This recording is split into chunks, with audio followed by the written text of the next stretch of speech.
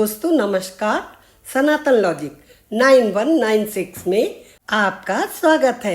आज मैं आपके लिए वैशाख महात्म का दूसरा अध्याय लेकर आई हूँ। तो आइए शुरू करते हैं।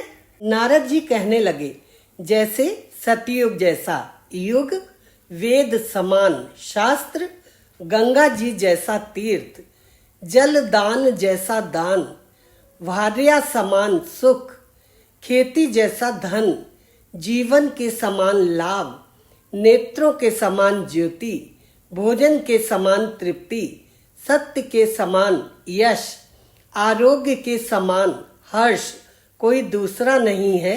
ऐसे ही वैशाख जैसा अन्य कोई दूसरा मास भगवान को प्यारा नहीं है। जो इस मास को वृथा गंवा देते हैं वे धर्महीन शीघ्र ही पशु योनि को पाते हैं।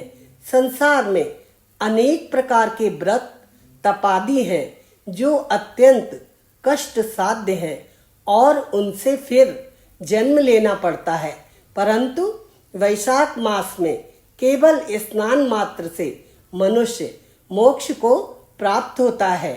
सब दानों तथा सब तीर्थों के समान का फल वैशाख में केवल जल दान से ही मिल जाता है। जिसमें जलदान देने की भी शक्ति ना हो वह दूसरे से दान दिलवाए, उसका भी वही फल होता है। जो पथिकों के लिए प्याऊ लगाता है वह अपने कई कुलों का उद्धार करता है। प्याऊ लगाने से देवता, पितर तथा ऋषि अत्यंत प्रसन्नता को प्राप्त होते हैं।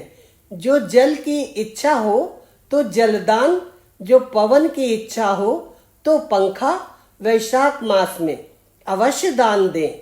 जो प्यासे को जल पिलाता है वह राजसूय यज्ञ का फल प्राप्त करता है। जो धूप और पसीने से व्याकुल ब्राह्मण की पंखे से हवा करता है वह सब पापों से रहित हो गरुड़ के समान हो जाता है।